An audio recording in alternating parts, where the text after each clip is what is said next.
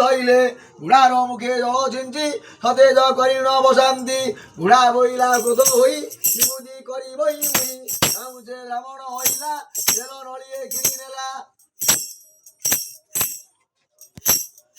ଏକଣି ଗଲା ସେ ପଳାଇ ଦେଖିଲା ଭାଣ୍ଡେ ତେଲ ନାହିଁ ଆମ୍ବକୁ ତେଲ ମାଗୁଥିଲା ନାହିଁ କଲି ସେ ଫେରିଗଲା ହେମନ୍ତ ସମସ୍ତେ ଧାଇଲେ ବ୍ରାହ୍ମଣ ପାଖରେ ମିଳିଲେ ସମସ୍ତେ ବୋଲନ୍ତି ଉତ୍ତର ମଣିମା ହେ ଦିଜ ଭର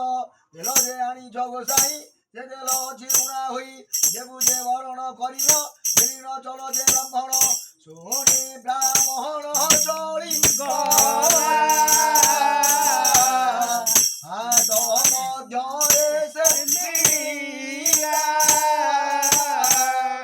ମୋଟାରେ ତେଲ ଦେଲା ଢାଳେ ତଳେ ପଡ଼ିଲା ଚୋରେ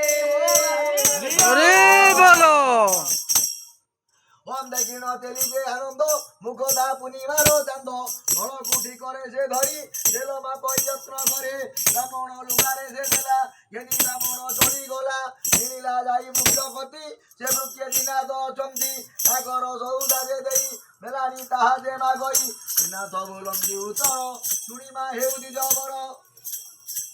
ଦେଖିନ ଏ କଷ୍ଟ ତୁମ୍ଭର ସୁଦୟା ହୋଇଲା ଆମ୍ଭର ଏକଥା ଆମ୍ଭ ଠାରୁ ଶୁଣ ସେବେ ତୁ ଆମ୍ଭର ଚରଣ ଶୁଣୁ ସହ ଦୁଃଖ ଯିବ ତୋର ସମ୍ପଦ ମିଳିବ ପାର ତା ଶୁଣି ବ୍ରାହ୍ମଣ କହି କି ଦ୍ରବ୍ୟ ପୂଜା କରିବଇ ଦିନାଥ ବୋଲନ୍ତି ଉତ୍ତର ଶୁଣି ଗରିବ ଦିଜବର ଦ୍ରବ୍ୟ ଯେ ନলাই ଖବର ନଲା ଗଇ ଗତି ଅଳପେ ହେଉ ଯେ ନୃପତି ଏହି ଯେ ସଉଦା ଆମ୍ବର ଅଟଇ ତିନି ପଇସାର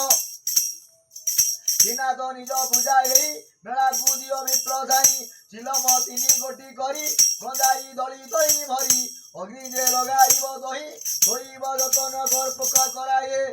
ପ୍ରଦୀପ ତିନି ଗୋଟି କରି ମାଲପା ସହିତ ବତି କରି ପାନ ସୁପାରି ସଜାଡ଼ିବ ଆସ ହେ ଦିନାଥ ବୋଲିବ ରାତ୍ରର ପ୍ରଥମ ପହରେ ଆପଣା ମନ୍ଦିର ଭିତରେ ଲଗାଇ ସର୍ବପ୍ରିୟ ଜନ ପୂଜିବ ଦିନାଥ ଚରଣ ନିତ୍ୟ ଆମ୍ଭ ଦହି ଦେଇ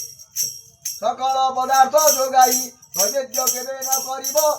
କେବଳ ସମର୍ପଣ ଦେବ ହେମନ୍ତ କରି ମେଳା ଦିଅ ସକଳ ବାବୁ ପାରି ହୁଅ ତା ଶୁଣି ଦରିଦ୍ର ବ୍ରାହ୍ମଣ ମେଳା ଯେ କଲା ଗଭିଆର ବୃକ୍ଷ ମୂଳରେ ମେଳା